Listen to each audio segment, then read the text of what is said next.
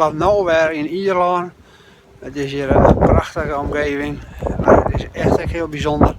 Want ik ben hier een week onderwijs langs allerlei muzikanten, instrumentenbouwers. Ik doe interviews met artiesten, bekende, onbekende artiesten. Kortom, ik ben hier op ontdekkingsreis door het altijd prachtige Ierland. En nou ja, straks kom je nog eens ergens. En het is natuurlijk prachtig om dat even in een vlogje te laten zien. Dus ik heb wat filmpjes maken en die gaan we dan al een keer even vertonen. Het is weer groot feest in Ierland.